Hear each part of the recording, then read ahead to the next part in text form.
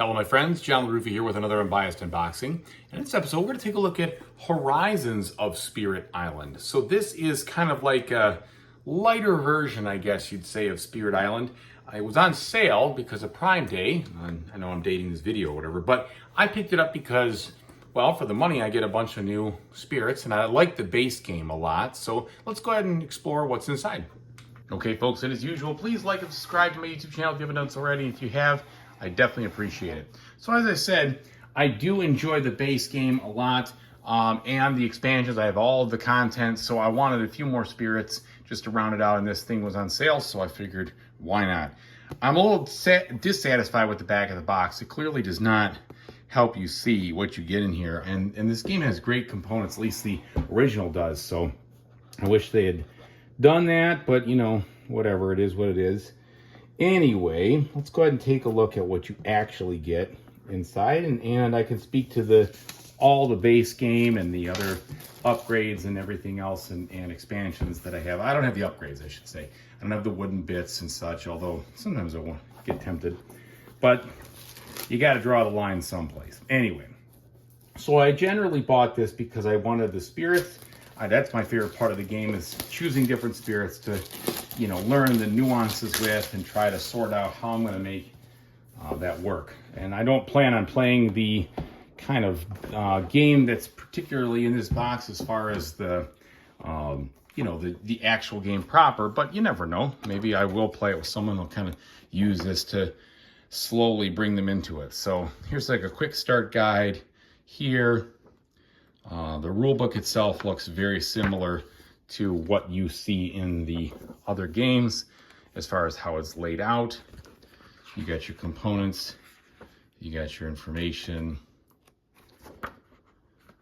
And what I don't know, and I'll take a look and see if I recognize any of them, but I don't know if the power, the major and minor power cards in here are any different. My guess is that they are the same as what is in the base game, but we'll see, or something of that nature, but we'll find out. Okay, so the first thing I will note here is that these are, instead of the cardboard boards, these spirits come on a thin textured mat, so it's a little bit different. We have 5 of them here. We have Devouring Teeth lurk underfoot, and his deal is very offensive. Then we have Eyes watching from trees, and he's kind of more defensive, but it's got a lot of variety there. Fathomless Mud of the Swamp. Again, pretty well based in all the stuff. And Rising Heat of Stone and Sand. So offensive. And then finally, Sunbright Whirlwind. Okay, so control, some utility, a little offense. All right, so the overall general layout of these seems to be very similar to what you get in the base game as far as the spirit's powers. I shouldn't say the powers, but what you've got going on here. You know, you have a specific, you have 1 power instead of 2, so that's a little bit more simplified. And then you have, you know, more generally basic versions of these things. Place of presence, get extra energy, get power cards, etc. All right, and then instead of the plastic, you have cardboard pieces here for your other components. Okay, which is good, medium thick cardboard, so that's all right. Cardboard for the Dahan, cardboard for the extra markers, and then we have this board here. So this board takes away from, the single piece setup here and does a little bit more of a situation where, I got this upside down. You know, you've got a little bit more condensed deal. All right, so that was the 2-player, 1 and 2 probably. This is the 3 and 4. And I guess you could play on either side. Okay, then we have some bags for the components. We have these cards here, and the cards are very similar to the quality of their games. Here they look very much like the cards that you would have here. Yes, these are identical to what you find in the base game there. We've got some more wooden components there. And let's take a look at these minor powers first.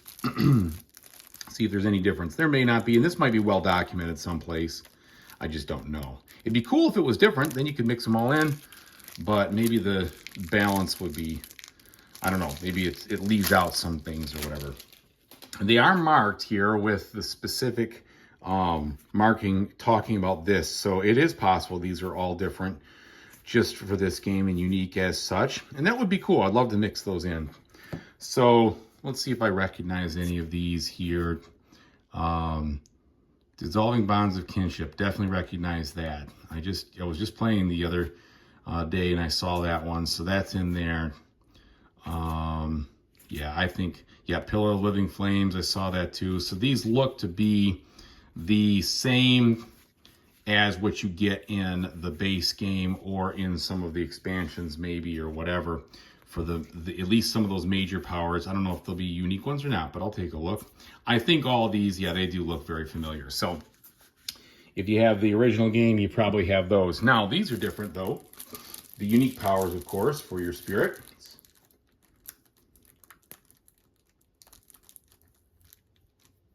Open this up.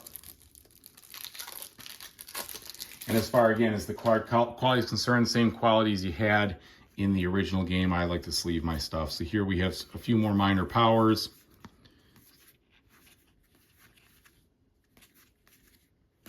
Come on. Yep. All right, so there's the end of the minors.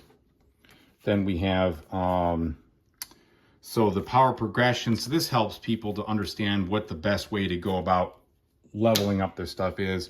Here are the terror level cards instead of the actual cardboard ones. And then here's, we have now getting into the uniques. So here's the couple that you have for the crocodile-like spirit here. Then the one for that tree. It's kind of interesting artwork, always looking, always watching. And then here for that mud swamp deal. The fire one, and then that cat one right here. So if you don't know much about Spirit Island and you want to start off, this is apparently a pretty good starting spot. It, I guess, trims up some of the things, you know, when I'm looking at it here, that's all the same as the main game. You got the fast powers. You don't have any event cards. You don't have any blight cards. Looks like the blight mechanism is just very simplified here. You've got the ravage, the build, explore, and then the slow power.